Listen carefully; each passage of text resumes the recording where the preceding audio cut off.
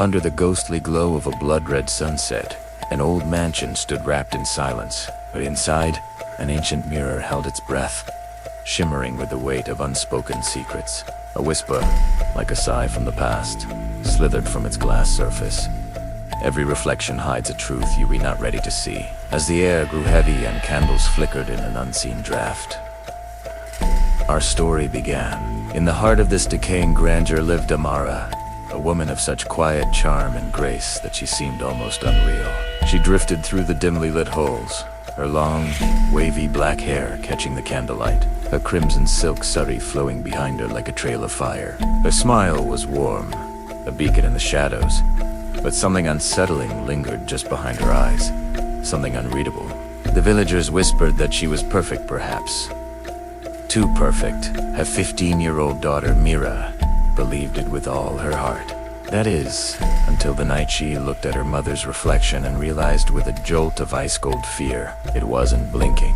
Meera was a bright, curious girl, her world filled with sketchbooks, where she captured everything she loved. But a strange thing started to happen. Whenever she tried to draw her mother, the eyes in the sketch would turn into hollow, empty voids. A low, unsettling hum began to emanate from the corner mirror in her room, and whispers, faint but clear, started to fill the empty spaces. She's not your mother. She's not your mother. It was a chilling chorus that followed her into her dreams. Night after night, Meera watched her mother transform.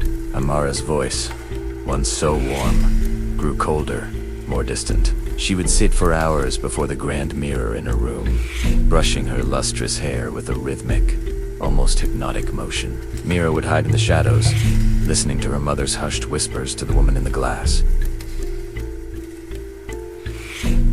Stay beautiful. Stay alive. Sometimes, just for a fleeting moment, Meera thought she saw another face in the reflection, a woman with a cruel smile that appeared even when Amara's own lips were still. The reflection was no longer just an image. It was a presence, watching, waiting. Driven by a gnawing suspicion, Meera began to search the forbidden corners of the mansion. One stormy evening, her search led her to the dusty, web-choked attic. Tucked away in a locked chest, she found an old, faded portrait. Her breath caught in her throat. The woman in the painting was her mother, the same enchanting eyes, the same captivating smile. But as her gaze fell to the inscription at the bottom, a wave of terror washed over her.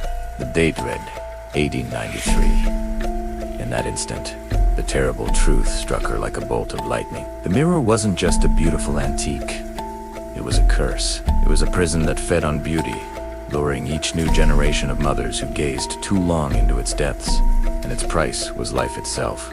Amara was fading, her vitality draining away with each passing day. Her skin grew cold to the touch, her movements slow and fragile. Yet, her reflection seemed to grow stronger, more vibrant, its smile widening with a triumphant cruelty. Meera, desperate, confronted her.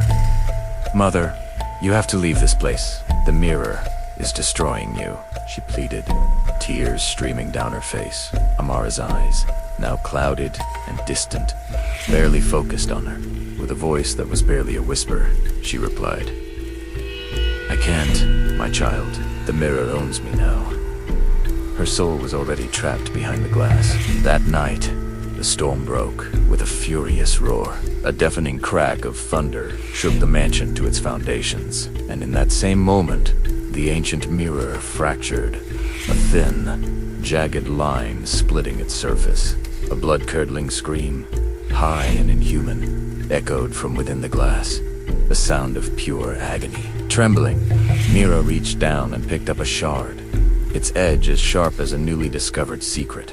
As she stared into its fractured surface, she saw not one reflection, but hundreds, a cascade of faces, mothers from centuries past, all trapped, all screaming in eternal silence. Their pain fueled a fire in her. With a cry of her own, she raised the shard and struck the mirror with all her might. It shattered into 1,000 glittering pieces. For a long, heart-stopping moment, there was only silence. The oppressive presence in the room vanished. The air felt clean, light. Then, from the scattered fragments on the floor, A new whisper arose, soft and sibilant, curling around her like smoke. "Thank you, but now, it's your turn."